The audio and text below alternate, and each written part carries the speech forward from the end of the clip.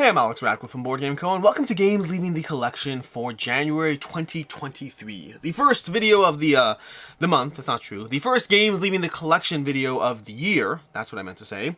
This is the Games Leaving the Collection. This is a regular series I do every single month, ongoing. I almost canceled it last year and then changed my mind due to community feedback, thank you for that.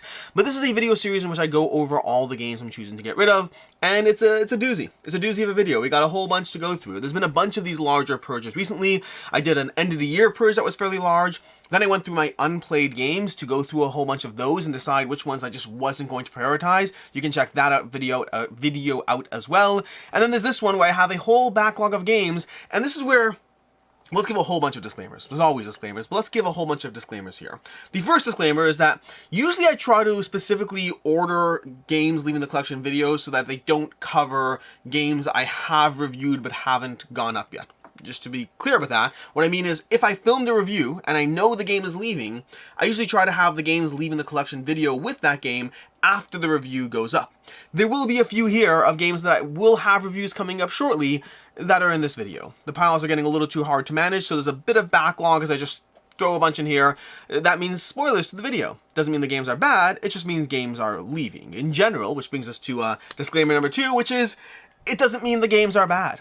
I'll be going through this as usual, but the practical reality is I play over 350 new games every single year. And I cannot add 350 new games to my collection every single year. It just cannot happen. I do not have the space. It won't happen. And to that end, games leaving the collection videos do not mean the games are bad. I will go through why I'm keeping them. Well, not so true. I'll go through why they're leaving, what it is about them, why they didn't make the cut for me. Some of them are games I didn't enjoy. Those are the anomalies in here. Most of them are games that are totally fine in one sense or another, ranging from good to even great sometimes. But I can't keep everything. So take this with a grain of salt. Take these videos with a grain of salt. Understand that I am a content creator. Understand that I do play a lot of games, but I am showing you which things didn't make the cut for me, even if I thought it was a great game. That's disclaimer number 2. And then, I guess not disclaimer, but announcement number 3, I guess, sort of, which is some of these games get given away over on Patreon. In general, if you are a Patreon member, every single month I do give away some of these games from the Games Leaving the Collection videos, and you'll have the opportunity to basically say, hey, I want that game, and I'll say, some of you got that game, not all of you. At higher tiers, you're almost guaranteed to get a game every single month. At lower tiers, there's a more of a, just a chance that you'll get something. And with that incredibly long disclaimer, I am so sorry. I really am. I'm so sorry. I'm so sorry that sometimes things just need so many warnings and announcements and things that you have to know about. It's just a lot. It's really a lot. But thank you for bearing through that, and bearing with me through that. And now let's start this off. Timestamps down below. Check out whatever section you want. But starting off with a game that isn't a game, which is the Fantasy Series 1. This is an easy one. I backed this one primarily because it was a great price for miniatures, and I was like hopeful and optimistic that some of the miniatures in this I could use in their game that they teased there would be an upcoming game that used the miniatures. And I wasn't really worried. I figured I'll hold this value either way. And then the upcoming game was Lasting Tales, which was a miniatures game and not really a board game, which miniatures games are not quite as much my genre. To that end, this is leaving. I unboxed it, filmed the unboxing. You've probably already seen that, or if you haven't, check that out. Why don't you? But this is leaving the collection because I'm not keeping it. This is a doozy of a list, by the way. This video, if I had to guess, I'd say it's 40 minutes long. That's what I'm going to guess over here. We just have that many games to go through. But with that said, let's move on to the next one. Another easy one. This is Unlock, Scheherazade's Last Tale. I played it, and therefore it's leaving. I love Unlock games. I highly recommend them. That's just leaving because of that. There's not going to be enough space, which is why I'm pushing some things off to the side. We'll rearrange as we go. From there, let's go ahead. Let's move this off to the side because that's not really there yet. Let's go ahead and grab a bunch of things a little bit out of order. Let's see if I can hopefully grab something without knocking a stack of games onto the floor mid-video. Oh, I almost knocked things onto the floor, but I managed to catch it in time. But Sagrada and the whole bunch of expansions. Sagrada's a game that I played way back when it first came out. I kept it for a while, and then I got it with the expansions to breathe new life into the game. And they did to a degree. They definitely added more to the game. This review might not be up yet. I don't know. Again, we'll see ultimately. But overall, I really like Sagrada. I think it's an excellent game, but it's one that for me falls into that genre of some excellent games have to go if they're not being played enough, and Sagrada doesn't get played enough. I think that the base game is already pretty solid, and I think it gives you a solid puzzle as far as how you place your dice. It is a little bit on the lighter side, and the expansions to some degree address certain things that I didn't like about the base game, add more modules, add more content. They're just good expansions to have for the most part. The 5 to 6 player expansion is probably the easiest one to ditch unless you want it for the 5 to 6 players, because all the expansions come with extra content as well as modules and things and changes. But past that, I think expansions are fun. I think they add new life to Sagrada. It's a good game. I recommend it. But you gotta make decisions as far as what sticks and what goes. Then from there we have a few games. These are actually going to be in a bundled review. We have Mnkymnd, we have Biblios, we have Butterfly Garden, we have Little Flower Shop, and we have the Little Flower Shop Dice, or this is the Little Flower Shop Dice, and this is what we have over here. These are a series of Dr. Finn's games. They're all very much in the filler genre. I'm not going to go heavily into each of these because all 5 of these are already in a single video you can check out, or will be in a single video you can check out, but all of them are just too light for my taste. I think they're all fine. They don't compel, they don't spark joy for me. They're not my main genre. Mnkymnd, I think, gave me the most interesting puzzle from these. They all, and the Biblios dice over here, or Biblios quill and parchment, I should say, they're all totally fine, but they are on the lighter side. Again, Mnkymnd is probably my favorite, and the only one I really debated keeping from them, but ultimately, they're all fine to go. Then we have Dice Kingdoms of Valeria. I love the Valeria universe. I was excited to play this. We have the map pack expansion too. I like it. It's fine. It does the job. For me, though, I find roll and writes. I have a lot of roll and writes as it is, and this was not anywhere near in contention to stick around. Do I think it's totally fine? Yes. Do I think it raises the bar in roll and writes in any significant way? No. If you have it, you'll probably enjoy it, but I just don't think it's a notable or standout. Then we have The Warriors Come Out to Play from Funko Games. I'm not a fan of the IP, which is to say not that I dislike the IP, but rather I have no affinity to the Warriors movie. I don't think I even watched it ever. I don't recall watching it. And the gameplay itself was a push-your-luck kind of cooperative system that I think it's okay. Doesn't spark joy. You're going to hear that word a lot. That's from Con Marie. Nothing sparks joy over there. We have Power Rangers deck building game. This is a good one. I did like this one. I thought it was pretty fun as far as how the equipment system goes, and I like deck building in general, and so Power Rangers deck building game, a fun game. For me, though, I think this one primarily stands out if you're a fan of Power Rangers, and for me, again, I just don't really care. I have watched Power Rangers. I watched the movie. I've watched episodes here and there, but I'm not hugely into the IP in any way. I don't need the Power Rangers IP. I want the game first, in this case, not the IP first, and I think the game is good, but I don't think it's good enough to be rivaling other deck builders that I'm keeping for the pure mechanics alone, such as Dominion or Quest for El Dorado or any of these, Star Realms, Shards of Infinity. I think there are better deck builders if you're looking for a pure deck builder. I do think this does some things that are notable. The way it handles the equipment where you're powering up your Rangers as you go, I do think it does some things that are worth paying attention to. I think if you're a fan of the Power Rangers IP, definitely recommend it. If you're not a fan of the Power Rangers IP, I think you can probably safely pass on it. From there we have, this is going to be an expansion box. We'll get to it later. This is going to be, why do I even have this here? Oh, I have to move that. Okay, we have some things here that are stuff. We have over here the City Planner, Empire, and Railways. This is a trifecta of 3 games. Small, the Nano 9 micro games. I reviewed these already. I thought all of them were fine. My main complaint and critique is that it didn't feel... They have this aspect where there's 9 cards, 9 dice, and 9 cubes that you're using. And that mechanic, as far as the way the game design has to be implemented, felt very gimmicky, meaning it felt like the games were specifically constrained by that mechanic as opposed to it felt natural. A good example of it would be, and this is a small nitpick, this does not make the game worse, but it's an example of what I mean, is that in one of the 3 games, you have 2 dice, a 6 and a 2, being used as the 8 round tracker. So you have 8 rounds, and so you use a 6 and a 2 as your round tracker, and then you slowly move the dice down. Why did you do that and not use an 8-sided die? Because the game design rules called for you to have 9 dice, and so it had to fit into that constraint. Now that's a harmless example where it's not a big deal, but there are other examples throughout the course of the games where I felt they were being constrained by the design choice as opposed to being a design choice that works. So for example, Button Shy games with their 18 card limitation that they have, I think those work brilliantly. And I rarely play a Button Shy game where I feel, you know what, this should have had 24 cards and you were trying to limit it. And they also include expansions so that they can get around that as well. I feel Button Shy games often feel, and I haven't played all Button Shy games, but from the ones I play, I feel their design constraint works. I felt these design constraints, maybe because of the fact that it's not, like Button Shy is just like 18 cards, period. I think it's a little easier and more natural. Whereas when you have 9 dice, 9 cards, 9 cubes, those are specific quantities and specific things. The games were fine, don't get me wrong. But they certainly inspired no joy, and I was a little irritated by the way that I could see past the design into the way the design artificially hampered them, if that makes sense. Great for design contests, not so much for a published board game that you're paying for. Past that, we have another series of micro games over here. This one I don't have to review enough for yet. Actually, I think I did. But we have Slingshot, Chimichangas and Tacos, Skate Park, and Mnkymnd Kanjini. These were all very, very, very, very, very, very, very, very, very, very light and very luck-driven. That's my complaint with it. Light and luck-driven is my issue I had with those games. I think that I'm just not the target audience. They did not spark joy. Despite my commentary about how there are many great games here, a lot of these games are a little bit less sparking joy than I would want in typical games leaving the collection. We have the Unlock, which is fantastic. We have Sagrada, which is really solid. Power Rangers is pretty good. I think it is boosted by the IP. And the rest of them are just not quite as much for me. We will hopefully get to better games.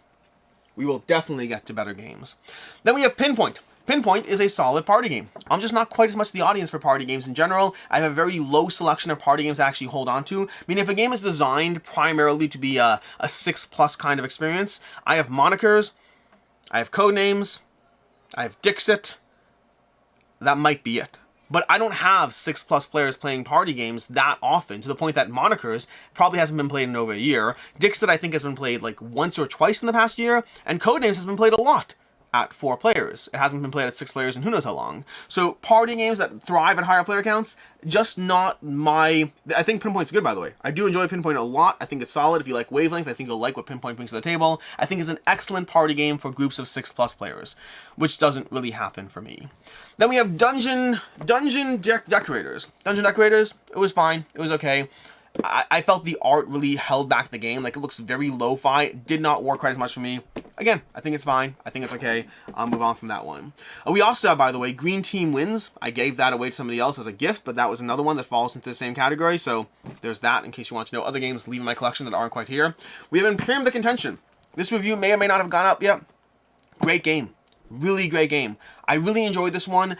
Ultimately, I don't see it getting tabled quite as much. Now, it does have a solo mode, and I dove into the solo mode as well, and I did like the solo mode. Same problem. To me, Imperium the Contention falls into that category of great game vying against other great games, and decisions have to be made. But I did really enjoy this one. I think it's a very solid, abstracted 4X kind of experience with lots of cards, lots of factions, even faction deck building, lots of fun things happening over here. This is actually from the same publisher that did Slay the Spire, by the way.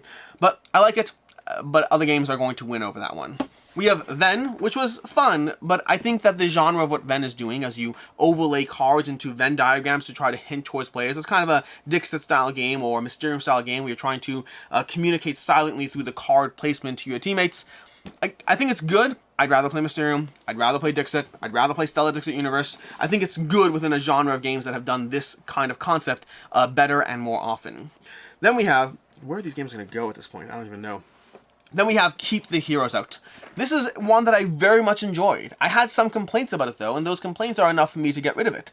Ultimately, and not because it's a bad game, but because, again, too many games. So Keep the Heroes Out was an excellent, very good, not excellent, it was a very good cooperative experience with some of the most charming meeples and characters I've ever seen in a cooperative experience. You're basically playing as a bunch of monsters in the dungeon as you try to, well, keep the heroes out. You're going to be going through a whole bunch of scenarios. I believe there's 20 scenarios in the book. And one of my problems with it was that the deck building, I felt you didn't really lean into it. Like, there's a whole promise of deck building, but the practical reality is I felt that the deck building was infrequent at best in the game. These games, I don't have space for them. The second problem I had with it was the balance around different player counts I felt was a little not quite as much there. So I like Keep the Heroes Out. I think there's a lot of charm, a lot of good things there, and I think if you have this game, you should definitely try it before getting rid of it for sure. And if you don't have this game, this is what to consider as to whether this is a game that might be for you.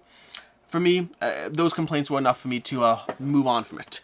We have Fire and Stone, which is a lighter game from Pegasus Spiel. I think it's too light for me. My kids enjoyed it, which I think is probably the target audience, but I didn't enjoy it. I'd rather play, and again, it's a little harsh, I'd rather play other games that I enjoy more with my kids as opposed to one that I was ambiently okay with as I was with Fire and Stone.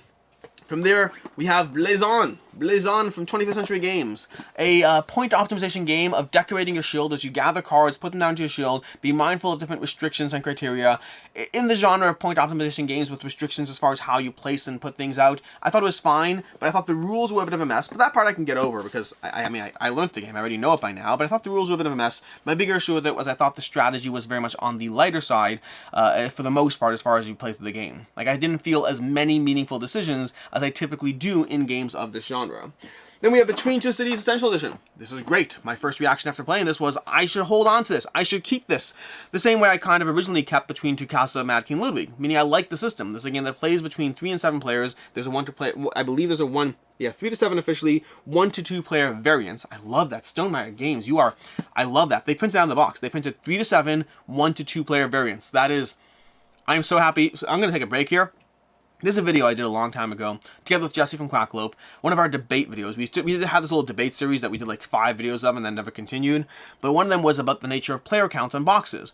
And I specifically said, I think that you should have, like when you have a player count, you should not list the player count possibilities, you should just list the player count optimized and then list the possibilities separate. You should be like, this is a 4-player game. You could also play it with 3 and 5, but it's not quite as good. I mean, you could phrase it differently, but I think games should have the optimal player count on the box as opposed to the potential player count. And you could have a range. I'm not saying you have to be exact, but like a game that's 2 to 5 players that's really best at 3 to 4, say 3 to 4 player with 2 and 5 player variant, or 2 to 5 players okay, or whatever it is. Not the point. The point is, Stonemaier Games said 3 to 7 players, and you have 1 to 2 player variant.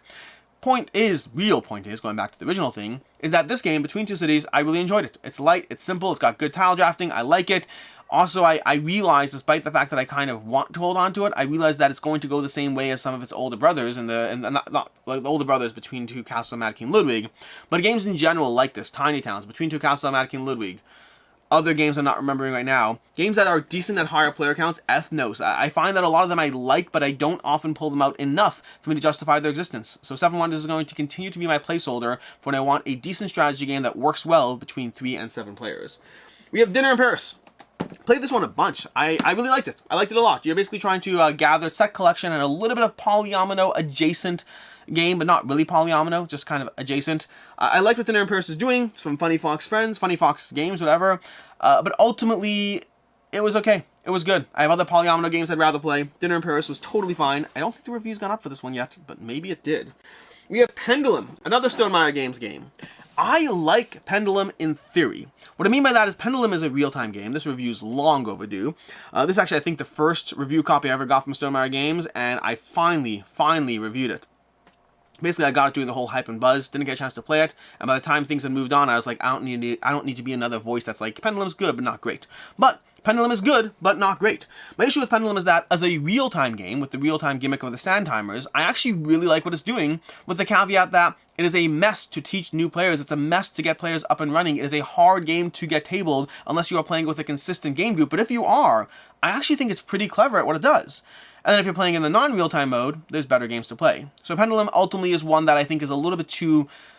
Again, if you play this game, if you've played Pendulum, you know what I'm talking about. It's not a game where you'll ever play things correctly on your first or possibly even second play. The real-time nature of it and the aspect of the way the rules work as far as when you could put people in and out, it's just a mess to teach and get people up and running. It's a kind of game that I think will thrive with the right group of players who are playing it on a regular basis, and I'm not going to prioritize that for this game.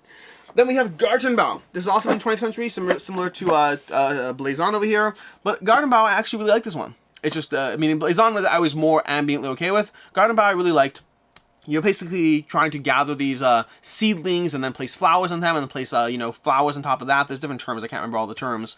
But it's the way the flowers ultimately score is the puzzle of Gartenbau. How do you most efficiently build out your garden, draft what you need, place it all out, and score optimally in the game? It works pretty well. For me, though, it's just vying against other games in this category that I prefer more. Again, constantly, and I hate to always do this, but it will be the case. Games like Cascadia, Calico, Luna Capital, there's a bunch of other games I have in my collection that really nailed the point optimization genre of just trying to take tiles and try to figure out how to score efficiently. And it does mean that other games have a harder time breaking in, although it can happen. Acropolis recently broke in as the newest in that genre of games that really worked well for me. So Acropolis did a great job managing to break through through, most games in this genre I will enjoy, as I did with Gartenbau, but they are fighting against the best of the best, at least the best of the best for me. Then we have Starship Captains. This was charming. I believe this review already went up, but Starship Captains was very charming. Gives you a very Star Trek theme as you wander around the galaxy, flying a spaceship, trying to fight various pirates along the way, accomplish missions, all that. It was good. I think it's very much a lighter game than what I personally am looking for the experience. It plays pretty quickly, which was nice, but it's a little lighter than the experience I'm personally looking for. I enjoyed it. I'd never turn down a game, but I don't think it's going to see table time, at least as long as it's sitting on my shelves. Then we have over here Ubongo 3D. Ubongo 3D. This is one that I like. I like the puzzle of it. It's got a very physical aspect as far as how you're trying to arrange these tiles in a little bit of a polyomino Tetris-y pattern as you gather these puzzle cards and try to complete your puzzle cards. So you're fighting against the other players. It's a fun tactile game. To me, I actually find that I really enjoy just trying to build the puzzles without worrying about whether I'm playing with another player or not. So it has that fun aspect. I've had this for probably a year and a half, 2 years now, somewhere in that range. It's been a while. I enjoy it. I like the original Ubongos. I would argue I think I like the original Ubongos more, the non-3D ones. I think I like that. The same puzzle. The puzzle it's giving you as far as how to fit things together, I like. The 3D, I don't know, I do like the 3D. I like it, I do. I just think ultimately it's one that doesn't hit the table frequently, and it's one that I think I play it more solo as like I said already, as a kind of just pulling out the pieces and enjoying it, as opposed to really properly playing it. And then lastly, we have King's Forge. King's Forge, I've had this in my collection for, I want to say, 2.5 years. I've been meaning to review it for a long time, and then I kept on saying I have to play all the expansions, and then I didn't play all the expansions. I did play some expansions, though, and they definitely add to the game, at least from the ones I played. And eventually I was like, you know what? I will just play it and move on. I'll review it and move on from it. I like the game. I think King's Forge is fun, but I think there are other dice manipulation games that I enjoy more. Even something like, I don't know, Dice Throne or whatever it is. Like, I enjoy dice games, and I enjoy lighter dice puzzles to a degree. I think King's Forge is on the lighter side, and for me, it's like, I don't know, I feel there's other games, I'm trying to remember, like, there's other games I think that do what that does. Not Dice Throne. Dice Throne is a little different. There are other dice manipulation games that I have in my collection, I'm just not remembering them right now, that do what that game does that I prefer a bit more. But I do like it and do recommend it. And that's what we have as far as these games leaving my collection. This is what we have leaving the collection for the month of January. A bunch of these are overdue, like I said already. I have reviews lined up, and I'm just, the stacks of games are getting harder to manage as far as what goes where at any given point. Because I have like my collection, then I have like the games I haven't played yet, then I have the games that are leaving, but then I have like the separate collection of the games that are leaving, but I can't talk about them leaving yet. And this month I was like, no, I gotta just clear the shelves out. In any case, until next time, this is what's leaving my collection. A fairly big list. We've had a few of those recently. I'm just trying to purge things out as I clean up my basement as much as possible, because it's been a mess here for like 3 years, and I don't love the mess. In any case, and until next time, I'm Alex Radcliffe from Board Game Co. Hope you enjoyed this video, and as always, I hope you have a good one.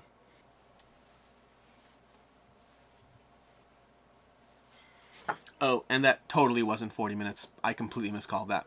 I went faster than I thought I would.